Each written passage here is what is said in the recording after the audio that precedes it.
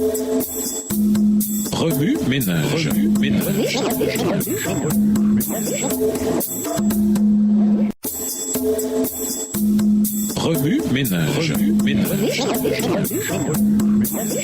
Bienvenue dans notre émission Remue ménage. Nous leçon de jeudi s'impliquer l'affaiblissement d'Israël. Dieu avait placé son peuple en Canaan pour en faire une digue puissante contre le flot de l'iniquité qui menaçait de submerger le monde. Il se proposait de le conduire de conquête en conquête et de livrer entre ses mains des nations plus grandes et plus puissantes que lui. Indifférents à leur haute destinée, les Israélites préférèrent une vie d'aise et de facilité. Ils laissèrent s'envoler les occasions d'achever la conquête du pays pour se voir durant bien des générations harcelés par les restes de ces populations idolâtres, qui furent ainsi que le prophète leur avait prédit comme des échardes dans leurs yeux et comme des aiguillons dans leurs côtés. Nombre 33, verset 55. Se mélangeant avec les idolâtres, ils apprirent à imiter leurs œuvres. Somme 106, verset 35. Et le résultat en fut l'idolâtrie qui se répandit dans le pays comme une gangrène. Le psalmiste en parle en ces termes. Ils rendirent un culte à leurs idoles, qui furent pour eux un piège. Ils sacrifièrent leurs fils et leurs filles aux démons, et le pays fut profané par ces meurtres. La colère de l'Éternel s'enflamma contre son peuple, et il prit en horreur son héritage. Psaume 106, versets 36 à 40. Pendant la génération qui avait entendu les instructions de Josué, l'idolâtrie fit peu de progrès, mais les parents avaient préparé la voie à l'apostasie de leurs enfants. L'abandon de la conquête fut une semence néfaste qui produisit des fruits amers durant bien des générations. La vie simple des Hébreux leur avait procuré une santé physique remarquable, mais leur rapport avec des païens les entraînèrent à des voluptés qui affaiblirent chez eux la vigueur corporelle et mentale. Leurs péchés les ayant séparés de Dieu et privés de sa protection, ils furent subjugués par les nations mêmes qu'ils auraient dû anéantir. Ils abandonnèrent l'Éternel, le Dieu de leur père, qui les avait fait sortir du pays d'Égypte et les avait conduits comme un troupeau à travers le désert. Dieu n'oublia cependant pas complètement son peuple, au sein duquel se trouvait toujours une minorité de fidèles. De temps à autre, il suscitait des hommes vaillants et pieux qui détournaient Israël de l'idolâtrie et le délivraient de ses ennemis. Extrait du livre Patriarches et Prophètes au chapitre 53, aux pages 526 et 527, livre écrit par Ellen G. White. Au revoir. Et à demain si Dieu veut.